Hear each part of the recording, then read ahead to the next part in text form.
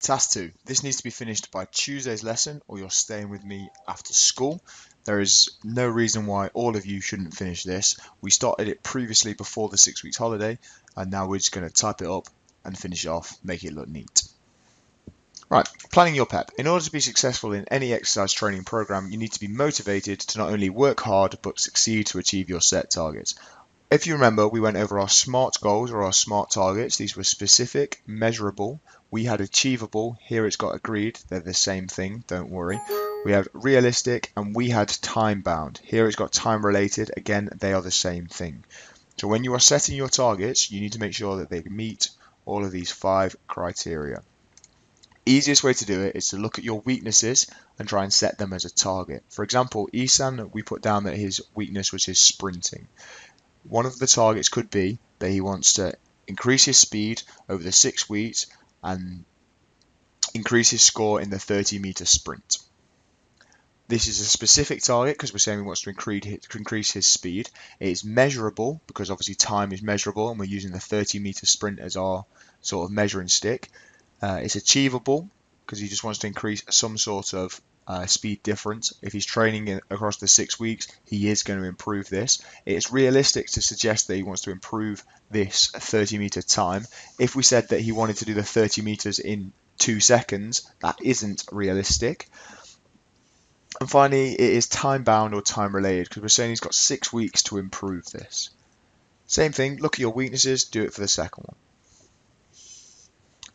This is where we get onto our sort of explaining. We're looking for those C, B, A grades.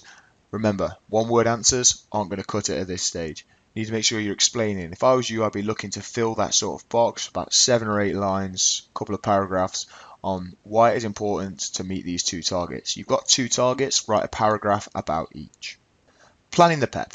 It is important to apply the training principles when planning and monitoring your PEP to ensure you get the best possible outcomes in achieving your targets safely and effectively. For each training principle shown below, write how it can be applied to your PEP and provide some examples to explain how it will occur in your PEP. So where it says insert explanation here, we're looking for some examples that explain how this specifically is going to be used in your PEP. Remember, try and relate it to your sport because it's all about you. You need to do that for all 5 of these. Remember, one-word answers aren't going to be good enough. We want a couple of lines, maybe 2 sentences describing them. If you can give some examples of how it relates to you, that's going to push us from those sort of D, E grades up to sort of C, B, A grades. That's what we're looking for. Remember, your spelling, your punctuation, and your grammar is going to be checked, and if it's poor, it's going to reduce your grades. If you need help, ask one of your friends or ask the teacher in the classroom. Finally, our last part of task 2 is the components of fitness. If you remember over our theory lessons last year, we went over these 5 different things. What we need to do is write a brief description or a definition of each one of these. So if we're looking for body composition, all you'd have to do, copy and paste, go onto Google.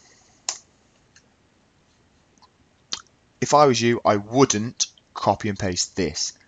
It's going to be obvious that you've cheated, and I will be checking to see if it's just copied and pasted. Most of you should know that your body composition is the amount of body that is skin, muscle, bone. An easy way to figure these out, if you can't remember, again, ask a friend, or go onto here, type in GCSE PE, should come up with bite size. Bite size is usually a very good sort of definition.